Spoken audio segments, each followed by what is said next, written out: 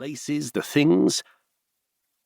Artists are the wise old fish in the allegorical story told by the American author David Foster Wallace at a commencement speech he gave at Kenyon College, Knox County, Ohio, on a hot summer's day in 2005.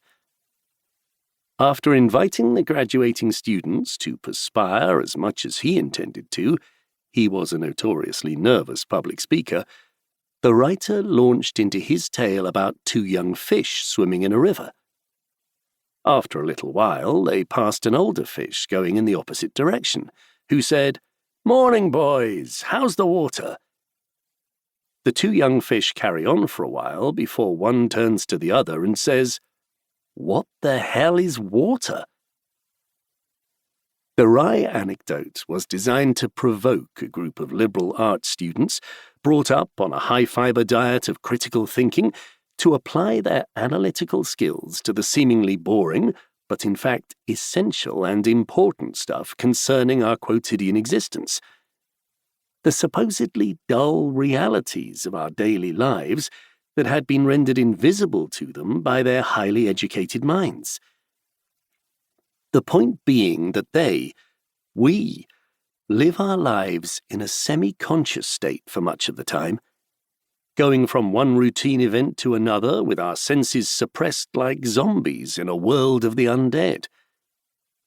We don't notice the beautiful pebble on the beach because, like those vacant young fish, so often we are oblivious to our surroundings. But that doesn't have to be the case.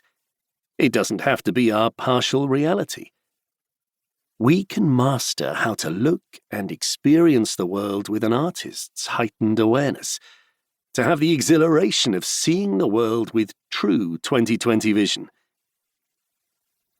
Of course, there are already hundreds of books about how to look at paintings, from John Berger's famous Ways of Seeing to Peggy Guggenheim's gloriously candid autobiography, Out of This Century, Confessions of an Art Addict. There are also many books about art and perception, with Ernst Gombrich's Art and Illusion among the best I've read.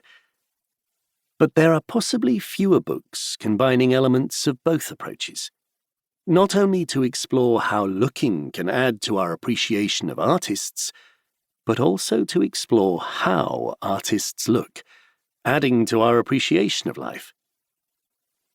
Familiarity doesn't so much breed contempt as cause a form of blindness, where we stop seeing our surroundings. Siegfried Kracauer, the 20th century German film critic, knew this. He wrote in his book Theory of Film, 1960, "Intimate faces, streets walk day by day, the house we live in. All these things are a part of us like our skin. And because we know them by heart, we do not know them with the eye. The tree, the building, the color of a road all become inconspicuous, not registering in our consciousness. We miss so much. Artists do not. They see with an innocent eye, as John Ruskin, the Victorian art critic, put it. They learn to unlearn, to see as if for the first time rather than the umpteenth. Tom's dad did just that.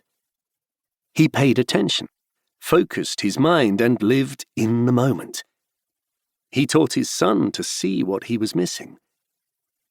It is a gift that many other artists can give, to show us how to look at our world from a different perspective, and in so doing, over time, find our very own beach stance. Before we meet them, a brief note on the book's structure and my choices of artist. The starting point for each chapter is an extraordinary painter or sculptor. It might be a contemporary star like Jennifer Packer or a prehistoric Mexican master.